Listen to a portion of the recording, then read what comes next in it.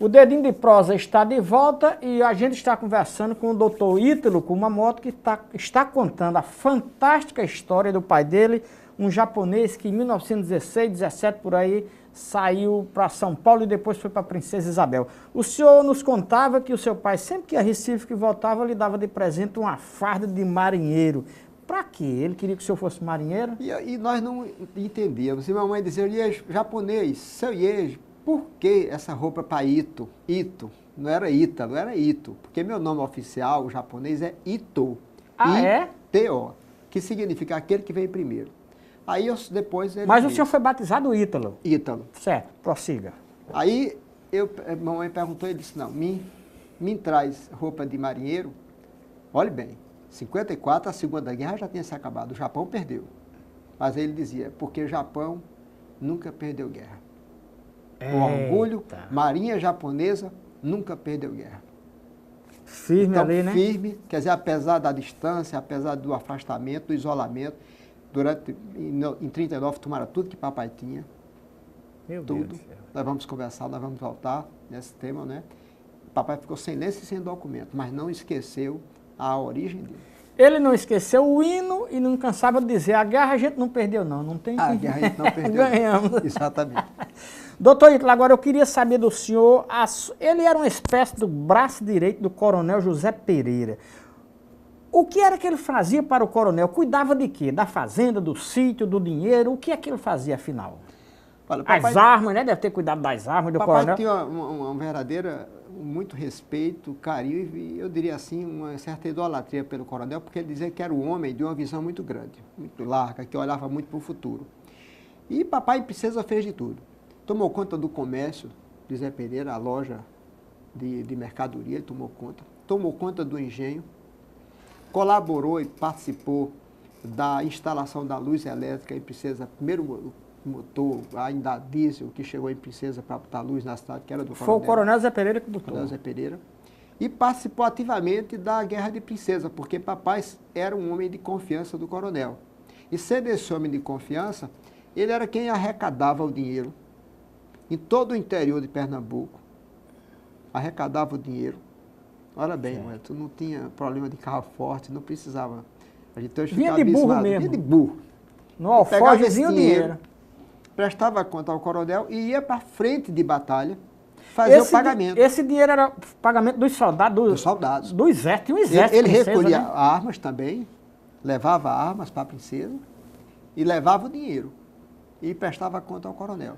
E graças a Deus, pelo menos em todo o relato, inclusive do filho do coronel, o doutor Aloysio Pereira, que está vivo aí conosco, graças a Deus, ele nos disse que papai era um homem extremamente honesto, sério, ético e pagava as tropas. Mas não só pagava as tropas, Wellington. Um amigo meu, historiador que está em Princesa, Francisco Florencio, me mandou os papéis de que a cada 30 minutos papai mandava como uma espécie de um boletim de guerra para o coronel. Olha, foi morto as baixas, prendemos fulano, prendemos o coronel João de Souza e Silva, famoso coronel João de Souza e Silva. Foi meu cliente quando eu cheguei aqui ainda. Me contou histórias fantásticas do relacionamento dele com o papai e princesa. Então, era aquele correspondente de guerra, um homem de confiança e que fez tudo. E o mais importante, a Revolução passou, o coronel teve que se refugiar, saiu de Princesa, a família saiu. Papai continuou em Princesa e continuou o povo de Princesa com o mesmo carinho, com o mesmo respeito com meu pai. Isso foi uma coisa muito bonita. Uma coisa fantástica. Agora me diga uma coisa, qual era a impressão que o seu pai lhe passou e passou para a família daquela Guerra de Princesa? Quem tinha razão naquela história? Ele manifestava alguma opinião a respeito? A verdade... Ele tinha noção do que era guerra, se tratando dele um japonês que mal falava português. Ele sabia o que é que estava acontecendo? Sabia, porque eu perguntei a papai, por que dessa guerra? O que foi que aconteceu? Então ele me disse, não, o problema foi que João Pessoa, intransigente, muito intransigente, ao assumir o governo da Paraíba, queria mudar o status quo da política e também em parte da economia, que era muito dependente de Pernambuco. Isso criou o atrito. E havia um atrito secular também com o Suassuna, João Suassuna, e Zé Pereira era muito ligado a João Suassuna. Mas mesmo sabendo do rompimento, João Pessoa foi à Princesa e foi recebido com a maior festa que se tem notícia em Princesa, pelo Coronel Zé Pereira. Mas aí eu quero encaixar uma pergunta de uma coisa curiosa que corre a boca miúda nos bastidores da história. Que João Pessoa teria botado, Coronel Zé Pereira teria botado João Pessoa dentro de um quarto, passado a chave e botado 2 seguranças assim, um deles era seu pai. Essa história procede? É verdade. Ele temendo qualquer coisa contra João Pessoa, o coronel ele fez para preservar a vida de João Pessoa, né? Para preservar. Já sabia que ia haver o rompimento já preocupado ali? Porque já havia o zum do rompimento. De rompimento dos dois. Dos dois. E ele tinha medo que alguém fosse lá com excesso de zelo e matasse João Pessoa. Com excesso de zelo e matasse João Pessoa. Porque naquela época do coronelismo, o pessoal era uma paixão muito grande pelo coronel. E sabia que ele ia ser maltratado. Mas o coronel manteve toda aquela cordialidade na visita e à noite que ele pernoitou em Princesa, realmente ele teve guarda, vigiando, e meu pai ficou um dos responsáveis por isso. Agora, diz as más línguas dos bastidores também, e não sei se isso aí é folclore, que quando Zé Pereira disse, bote João Pessoa aí nesse quarto e passa a chave, ele sujou as calças. É verdade ou isso é lenda? Não, isso é lenda. É lenda, não isso existe essa parte não, né? Não vamos chegar a tanto não, né? Não existe não. E ele saiu para Piancó, né? Porque ele saiu de João Pessoa? João Pessoa saiu para Piancó e quando chegou aqui, chegou o telegrama lá de rompimento. E a história da construção do açude de Coremas, que diz que chegou lá os engenheiros, aquelas plantas, e ficou todo mundo olhando assim, parecia letra de japonês. Ninguém entendia nada e o seu pai socorreu todo mundo, decifrou as... O que acontece é o seguinte, é que o japonês... Foi em Coremas, né? Foi Princesa. Princesa. O açude de Princesa. O açude de Princesa. Ah, tá. Pensei que era de Coremas. O japonês, uma das coisas que marca a cultura japonesa é o conhecimento da matemática. E tudo de cabeça.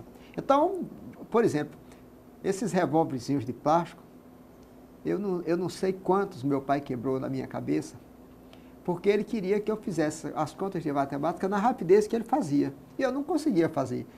Ele pegava, por exemplo, 88 com 32, com 64, com 96, com 102, com 115, 128, divida por 4, quanto é que dá? E queria que eu desse a resposta direto. Ele dava na hora. E ele me dava na hora.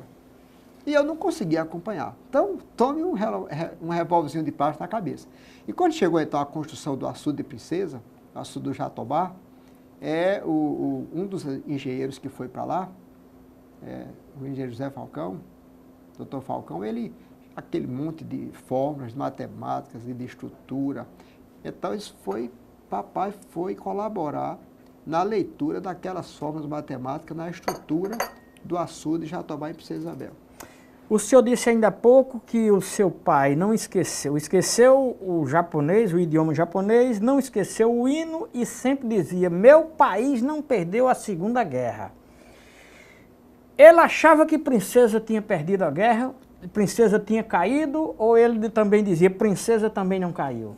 Uma das características de papai em Princesa foi a disciplina de não falar sobre os fatos de 30, do ponto de vista de análise, de posicionamento. Ele evitava. Ele evitava. Sempre evitou.